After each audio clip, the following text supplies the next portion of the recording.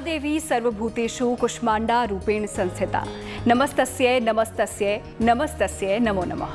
नमस्कार, आप देख रहे हैं हमारा खास कार्यक्रम प्रार्थना हो स्वीकार। आपके साथ मैं हूं रेखा कड़ाकोटी।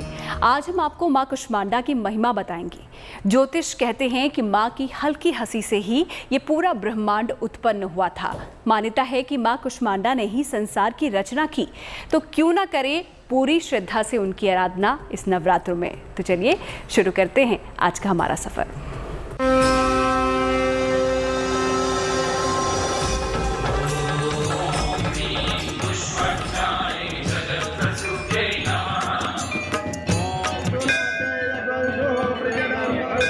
मां कुष्मांडा, जिन्हें ब्रह्मांड की रचनाकार कहा गया है। मां कुष्मांडा, जिनका निवास सूर्य को माना गया है, जिनके तेज और प्रकाश से दसों दिशाओं में उजाला है। आदि शक्ति, आदि स्वरूपा मां कुष्मांडा, जो दुष्टों का संहार करने वाली है, अपने भक्तों के संकटों को हरने वाली है। ज्योतिष के जानकारों की माने तो देवी के स्वरूप की उपासना से कुंडली के बुध से जुड़ी परेशानियां दूर हो सकती हैं। नवरात्र के चौथे दिन होगी दुर्गा के चौथे स्वरूप की उपासना, यानी मां कुष्मांडा की सभी करेंगे आराधना।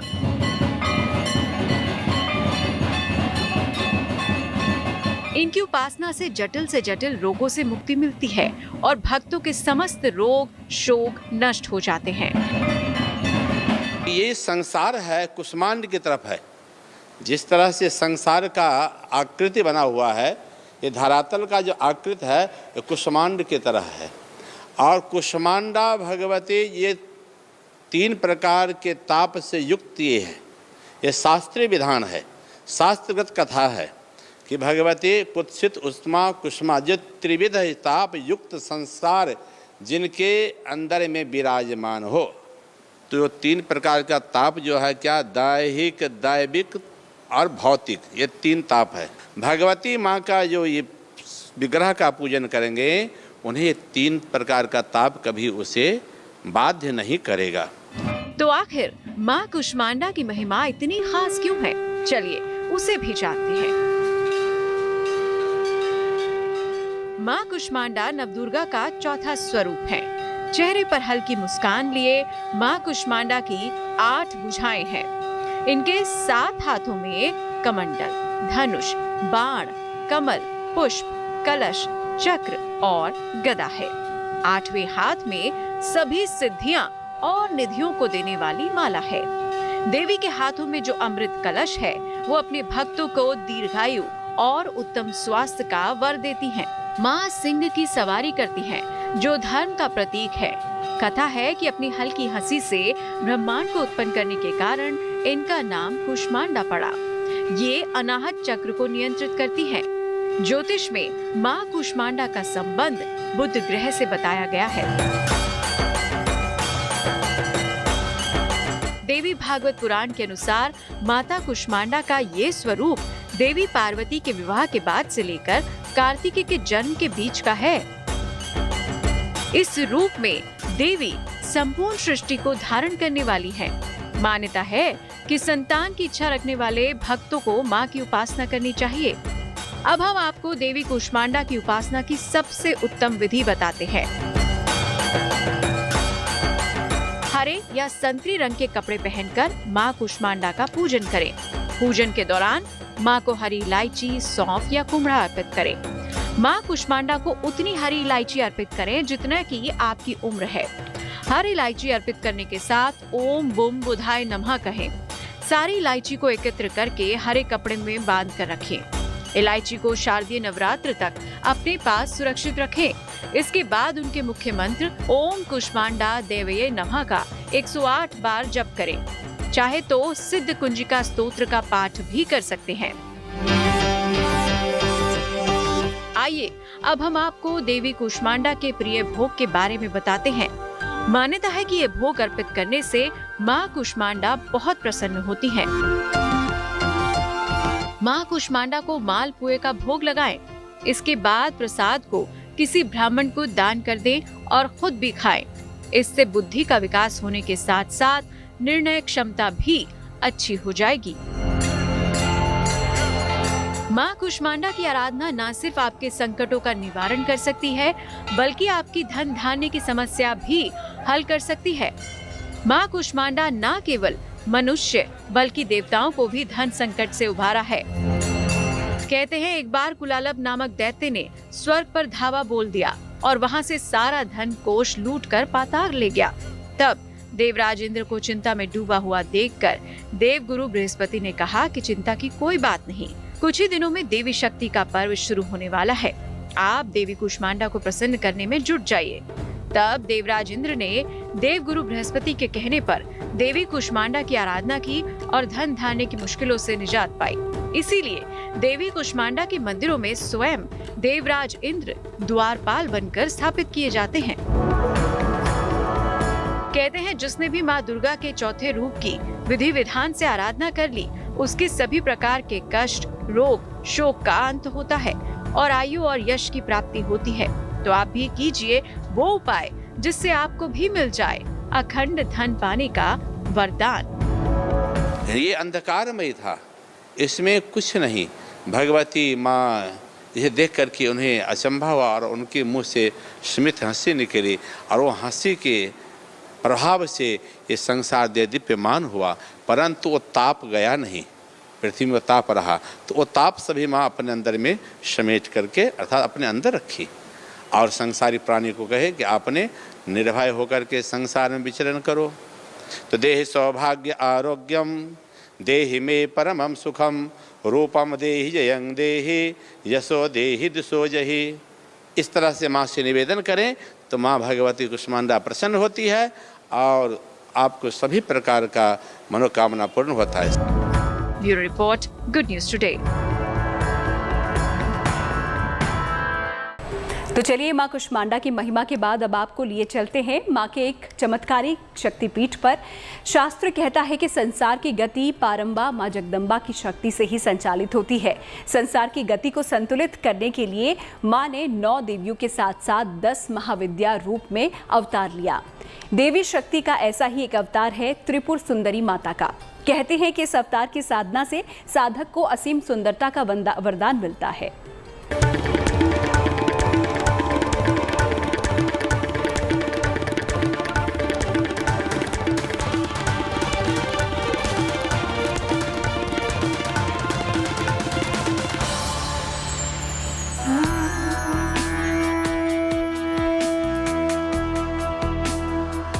शक्ति धाम में विराजी माता रानी।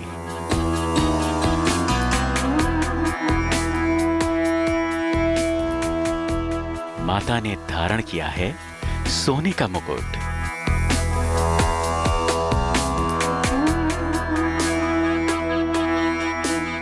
मां ने शरीर पर चांदी के गहने और सोने के आभूषण धारण किए हैं।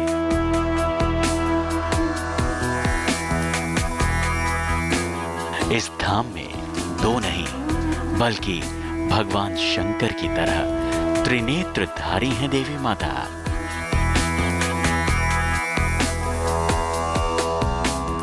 हर कोई बंद आंखों से, जुड़े हाथों से मां को मनाना चाहता है।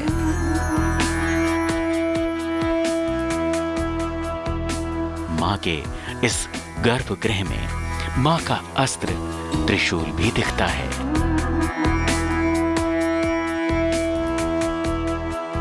लाल चुनरी पहने मां अपने भक्तों को दर्शन देती हैं। मां के दरबार में दस्तक देने वाले हर भक्त के हाथों में मन्नत की टोकरी दिखती है। कहीं पीले फूल तो कहीं गुड़हल के लाल फूल, कोई कमल के फूल लेकर मां को मनाने में जुटा है तो कोई नीले फूलों को मां के चरणों में अर्पित करने के लिए लाया है। मां का ये धाम सिद्ध भी है और दिव्य भी। कहते हैं कि इस दरबार में मांगी गई हर एक कामना पूरी होती है।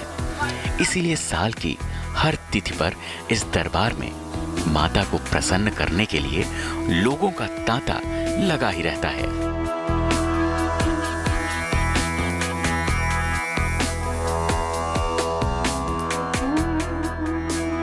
माता अपने इस दरबार में विराजती हैं त्रिपुर सुंदरी अवतार में।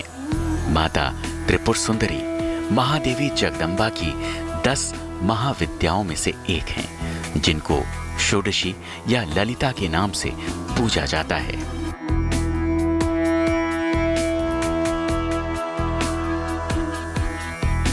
मां त्रिपुर सुंदरी का ये सिद्ध दिव्य धाम स्थापित है भारत के पूर्वोत्तर राज्य त्रिपुरा की राजधानी अगरतला से 50 किलोमीटर दूर उदयपुर के माताबाड़ी में।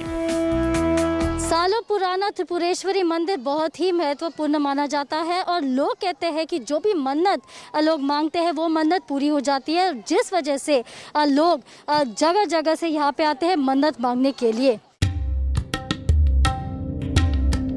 देश के कोने कोने से मां त्रिपुर सुंदरी के दर्शन को भक्त उमड़ते हैं। मां के दरबार में हर किसी का स्वागत होता है। मां के धाम में किसी तरह का कोई अंकुश नहीं होता। पुरुष हो या स्त्री, अमीर हो या गरीब, या फिर किसी भी उम्र का भक्त क्यों ना हो, मां अपने हर भक्त को मां की तरह निहारती हैं और आशीर्वाद देती हैं।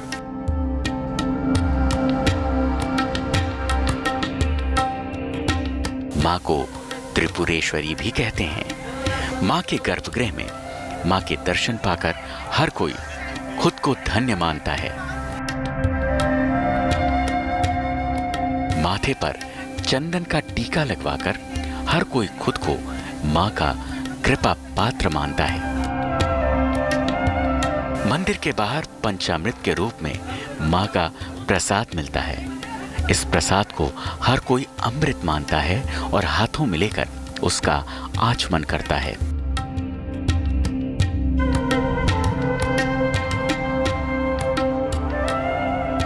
माता का दरबार पौराणिक ही नहीं बल्कि निराला भी है। घंटियां बजाकर यहाँ हर कोई मां को अपनी कामना बताता है, साथ ही अपनी हाजिरी लगाता है।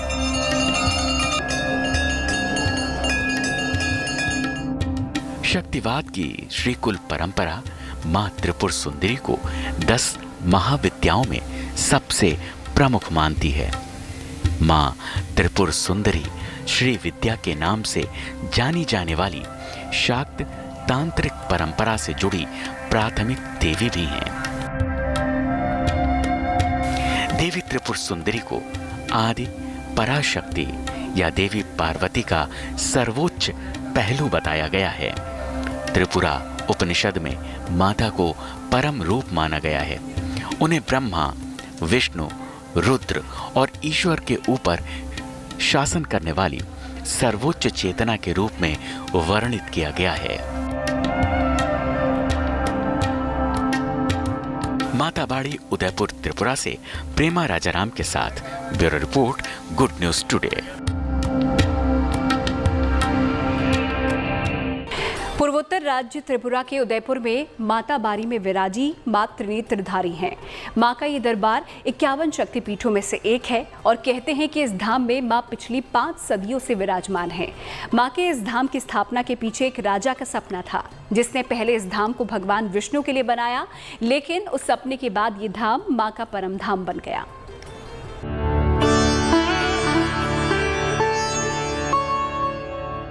मां त्रिपुर सुंदरी के इस धाम में मां सुंदरता का वरदान देती हैं।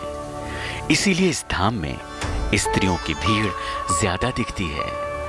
मां त्रिपुर सुंदरी 10 महाविद्याओं में सबसे प्रमुख हैं और शास्त्र कहते हैं कि महाविद्याओं को जागृत करने का सबसे प्रमुख समय गुप्त नवरात्र का होता है।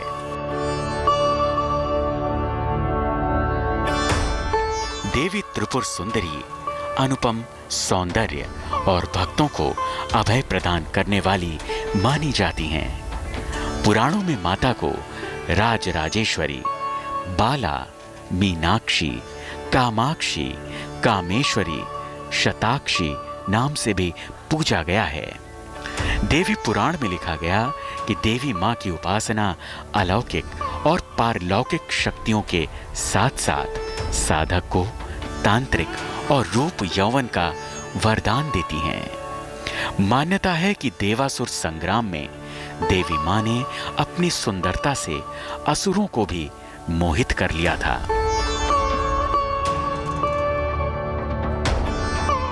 धरती पर मां का प्राकट्य कैसे हुआ, मां इस धाम में कैसे विराजित हुई, इसकी पौराणिक कथा काफी रोचक है। मां के स्वरूप के बारे में पुराण बताते हैं, देवी त्रिपुर सुंदरी शांत मुद्रा में लेटे हुए भगवान सदाशिव की नाभि से निकलने वाले कमल के आसन पर विराजमान हैं। देवी मां चतुर्भुजी हैं। देवी की भुजाओं में पाश, अंकुश, धनुष और बाण है। देवी के आसन को ब्रह्मा, विष्णु, शिव और यमराज ने अपने शीश पर धारण कर रखा है। देवी मां 3 नेत्रों से युक्त हैं। माथे पर मां के अर्ध चंद्रमा विराजता है।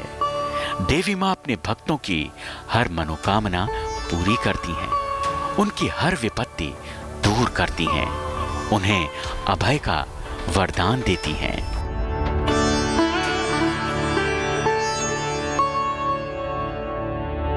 कहते हैं कि देवी त्रिपुर सुंदरी के पूजन से आत्मिक बल, यश और कीर्ति की प्राप्ति होती है। लेकिन धरती पर देवी त्रिपुर सुंदरी का प्राकट्य कैसे हुआ, इसकी पौराणिक कथा शिव द्वारा कामदेव के अग्निदाह और राक्षस भांडेश्वर के विनाश से जुड़ती है।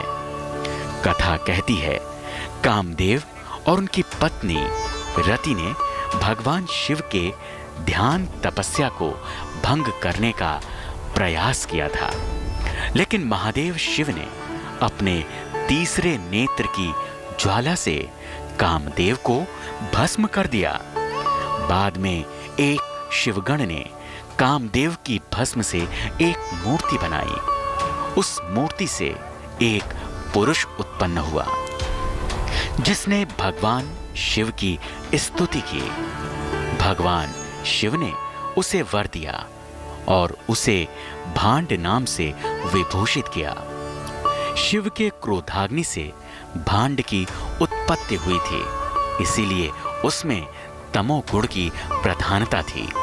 धीरे धीरे उसने तीनों लोकों पर आक्रमण कर स्वर्ग को घेर लिया।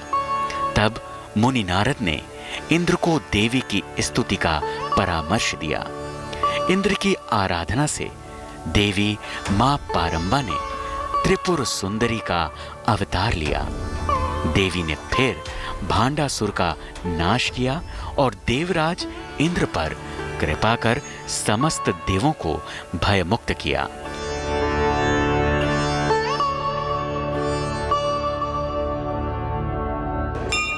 आस्था कहती है कि तभी से देवी त्रिपुर सुंदरी इस लोक में विराजमान है और अपने दरबार में आने वाले हर एक भक्त को अभय के साथ साथ कल्याण का, सौंदर्य का वरदान दे रही हैं।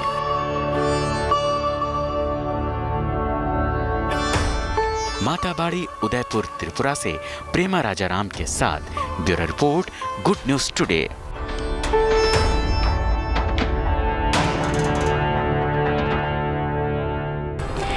मां त्रिपुर सुंदरी 10 महाविद्या में से एक है, जिनको ललिता या षोडशी नाम से भी पूजा जाता है।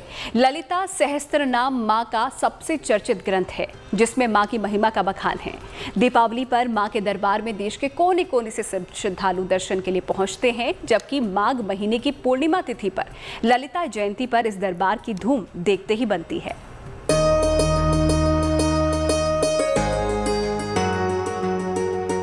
माता रानी अपने इस धाम में त्रिपुरेश्वरी देवी के रूप में विराजमान है।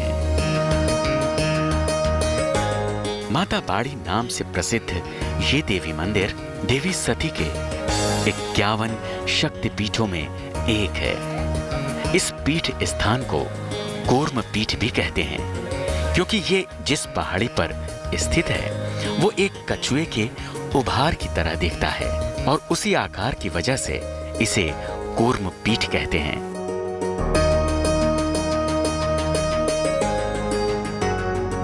मां के इस धाम में माता सती के दाहिने पैर का अंगूठा गिरा था, जिससे ये देव स्थान शक्तिपीठ बन गया, जहां मां सती को त्रिपुर सुंदरी और भगवान शिव को त्रिपुरेश कहा जाता है।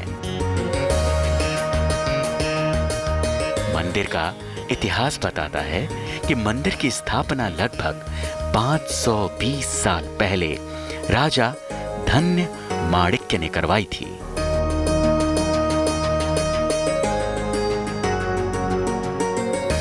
वो साल 1501 का था जब राजा धन्य माणिक्य ने इस मंदिर को बनवाया था, जिसका जीर्णोद्धार बाद में उनके वंशज राधा किशोर माणिक्य बहादुर ने करवाया था। राजा धन्य माणिक्य ने इस मंदिर को भगवान विष्णु की प्राण प्रतिष्ठा के लिए बनवाया था, लेकिन एक रात उनको सपने में देवी त्रिपुर सुंदरी ने दर्शन दिए। देवी ने उन्हें पहाड़ी पर अपनी पूजा शुरू करने की सलाह दी, जिसके बाद राजा ने चटगांव बांग्लादेश से कस्ती पत्थर से बनी देवी की मूर्ति मंगवाई, उसे बनवाया और देवी त्रिपुर सुंदरी को समर्पित किया। मैं छोटी सी उम्र से ही आती हूँ यहाँ पर, जब छोटी थी तब से ही आती हूँ। ये हमारे काली माता का मंदिर है जो त्रिपुरा में बहुत ही जाना जाता है। तो यहाँ पर आके हमें संतुष्टि मिलती है, मन को सुकून मिलता है। तो हर वक्त किस्मत में नहीं होता, आ भी नहीं सकते, जब जब मौका मिलता है तभी आते हैं। बहुत अच्छा लगता है, मतलब कहीं पे इतना शांति नहीं मिलता, इतना सेटिस्फेक्शन नहीं होता है, सब डिप्रेशन दूर हो जाता है। और छोटा से हम यहाँ आते हैं, जब मौका मिलता है तब आज आता हूँ। हम लोग ये त्रिपुरेश्वरी माँ को बहुत मानते हैं, बहुत श्रद्धा करते हैं और त्रिपुरा में बहुत फेमस है। और ऐसा भी मानता है यहाँ आके मन्नत करने से मिल जाता है। देवी माँ के इस आध्यात्मिक धाम को आज हर संस्कृति, हर समुदाय के लोग समान रूप से आस्था के साथ मानते हैं। इसीलिए इस धाम की मान्यता है कि इस धाम में किसी भी धार्मिक विश्वास के लोग देवी की पूजा अर्चना कर सकते हैं। देवी माँ त्रिपुर सुंदरी का ये धाम पश्चिम मुखी है, जिसका प्रवेश द्वार पश्चिम में है। मंदिर की ऊंचाई करीब 75 फीट की है, जिसकी दरों दीवारों को सिंदूर के लाल रंग जैसे रंगा गया है। मंदिर 4 कोनों में 4 स्तंभों पर खड़ा है, जबकि मंदिर के शिखर पर ध्वज और कलश स्थापित हैं। मां के गर्भगृह का मंदिर 4 चाला छत वाला है। मंदिर की चारों छत 4 कर्व में हैं, जो किसी रत्न जड़ित डिजाइन की तरह दिखाई देती हैं।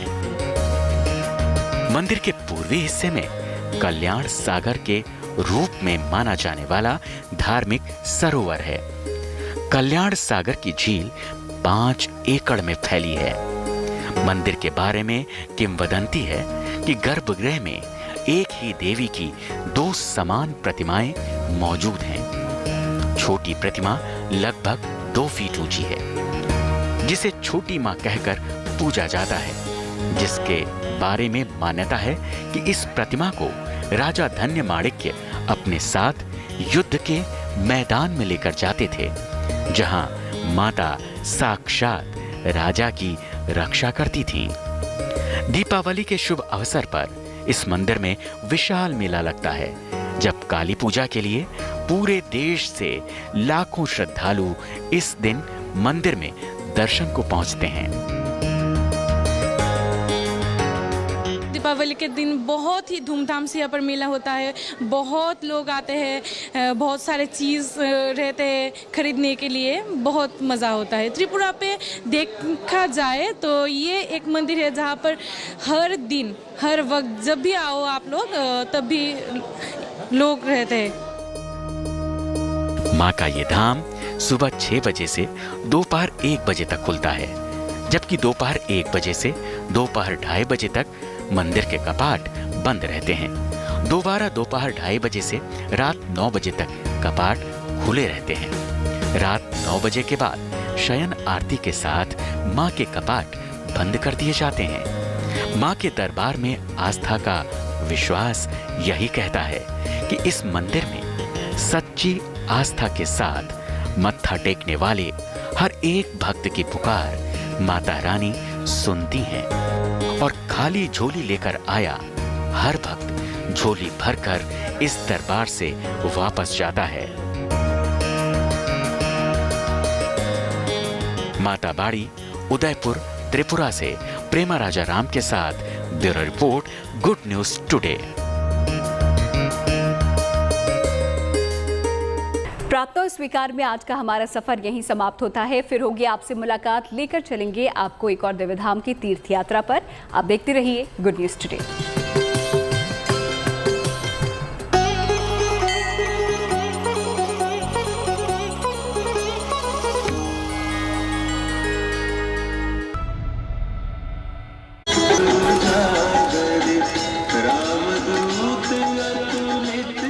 ये नज़ारा है मुंबई से सटे कल्याण का, जहां महाराष्ट्र नवनिर्माण सेना के कार्यकर्ता स्पीकर पर हनुमान चालीसा बजा रहे हैं। मुंबई के मस्जिदों पर लगे लाउड स्पीकर को लेकर राजनीतिक सरगर्मी तेज हो गई है। महाराष्ट्र नवनिर्माण सेना के मुख्यालय में रविवार को स्पीकर लगाकर हनुमान चालीसा का पाठ बजाया गया। इस पर मुंबई पुलिस ने कार्रवाई करते हुए एमएनएस नेता महेंद्र भानुशाली को हिरासत में ले लिया। आपको बता दें कि एमएनएस प्रमुख राज ठाकरे ने महाराष्ट्र सरकार से मस्जिदों से लाउड स्पीकर हटाने को कहा था। राज ठाकरे ने कहा था कि अगर मस्जिदों से लाउड स्पीकर नहीं हटाए गए तो मस्जिदों के सामने लाउड स्पीकर लगाकर हनुमान चालीसा बजाया जाएगा। कि ये तो एक झांकी है, मस्जिद अभी बाकी है। जय जय श्री राम। उत्तर प्रदेश की तर्ज पर बिहार में भी अपराधियों के घरों पर बुलडोजर चलने लगा है और इसका नजारा आज सारण में भी देखने को मिला। बालू व्यवसायी हत्याकांड के अभियुक्तों के घर पर पुलिस ने कुर्की जब्ती के दौरान बुलडोजर वाली कार्रवाई की। बालू व्यवसायी सोनू राय की हत्या पिछले साल 25 मार्च 2021 को हुई थी। सोनू राय की हत्या के बाद उनके बड़े भाई की भी आरोपियों ने गोली मारकर हत्या कर दी थी और पीड़ित परिवार को बार बार आरोपियों की तरफ से धमकी दी जा रही थी। उत्तर प्रदेश में श्री योगी जी बेहतर शासन दे रहे हैं और बिहार में भी हमने कई चीज़ों को बदला है और बिहार की स्थिति को सुधारने का काम किया। हालांकि इस कार्रवाई पर सियासी बयानबाजी भी हो रही है। जेडीयू संसदीय बोर्ड के अध्यक्ष उपेंद्र कुशवाहा ने कहा है कि किसी एक अपराधी के कारण घर पर बुलडोजर चला देना सही नहीं है। बिहार में अपराध नियंत्रण का नीतीश मॉडल ही चलेगा।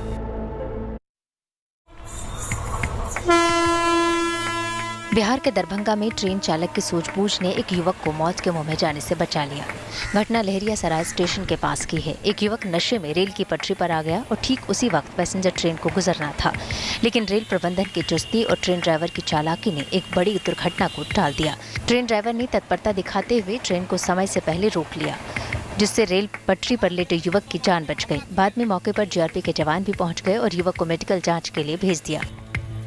नशा में है, गाड़ी के आगे आ रहा है, उधर से पैसेंजर आ रही थी, उस स्लो में जा रही थी, इसीलिए गाड़ी रुक गई। इधर से बिहार संपर्क यहाँ रुक के गई, जो कि तारकेश्वर बाबू सिंगल वाले वो हमको फोन करके बुलाए, बोले आइए दारू पी के गाड़ी को डिस्टर्ब कर रहे हैं, तो हम आए, इसको ले जा रहे हैं पोस्ट पर। अच्छी बात ये रही कि स्टेशन नजदीक होने के कारण ट्रेन धीमी थी, इसलिए समय रहते उसे रोक दी गई और युवक को बचाना आसान हो गया।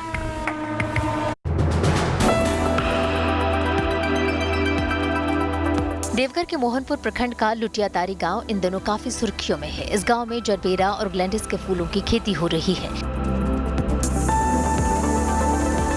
दरअसल गांव के युवा किसान सचिन ने इन फूलों की खेती करने का फैसला किया। जिसके बाद गांव के दूसरे किसान भी जरबेरा और ग्लेंडिस के फूलों की खेती शुरू की। पहले ये किसान धान और गेहूं की खेती करते थे, लेकिन अब इन्हें फूलों की खेती से काफी मुनाफा हो रहा है। काम करते हैं ज़्यादा, फायदा कम होता है। और जब से हमको फूल की खेती में ये हो गया है, ये हमको हुआ है उद्यान मित्र की सतीश यादव है, उद्यान विभाग से हम लोग का ये हम लोग को जो थी है मिला हुआ है। इसमें हम लोग का फूल जब हम जुड़े हैं तो फूल से हम लोग आगे बढ़ गए हैं कि मतलब फूल से धीरे धीरे यहाँ से हम देवघर सप्लाई से हम हजारीबाग भेज रहे हैं, मधुपुर भेज रहे हैं, गोड्डा भेज रहे हैं, पटना भी भेजे। उसके बाद हम सब यहाँ से बाहर सप्लाई कर रहे हैं। फूल की खेती करने में किसानों को उद्यान विभाग और उद्यान मित्र का भी काफी सहयोग मिल रहा है। समय समय पर ट्रेनिंग दी जाती है और पूरे इलाके के किसान के चेहरे पर एक मुस्कान है, क्योंकि फूलों की खेती ने इनकी जिंदगी पहले से बदल दी है। ये तस्वीरें एक ऐसे गांव की हैं जो बदलाव की कहानी कहता है। यूपी के गाजियाबाद में यह है गनौली गांव, जहां के लोग सेना और पुलिस में जाने के लिए बेहद उत्साहित रहते हैं। बदलाव की इस कहानी के तार जुड़े हैं इस लाइब्रेरी से, जहां ढेर सारी किताबें, ऑनलाइन पढ़ाई के लिए वाईफाई, हर विद्यार्थी के बैठने का पर्सनल क्यूब, सीसीटीवी कैमरे, ये सब यहाँ के छात्रों की सोच में बदलाव को गढ़ता है। बदलावी सोच की प्रतीक इस चमचमाती लाइब्रेरी को गांव में लाने का काम किया है सोनू वैसला ने। दिल्ली पुलिस में सब इंस्पेक्टर हैं, लेकिन गांव में शिक्षा के अभाव से विचलित हुए तो दोस्तों के साथ मिलकर लाइब्रेरी खोल दी। तो मैंने शिक्षा का अभाव यहाँ अच्छे से देखा है। यहाँ शिक्षा के नाम पे 1-2 स्कूल हुआ करते थे, वो भी उस स्तर के नहीं थे जिस स्तर से बच्चे निकल के और अच्छी सरकारी नौकरियों में जा सके। लाइब्रेरी में आने वाले ज्यादातर बच्चे ऐसे हैं जिनके माँ बाप मजदूरी करते हैं। कई बच्चे तो खुद दिन में कहीं काम करते हैं, रात में लाइब्रेरी कर अपने सपनों को सच करने की कोशिश।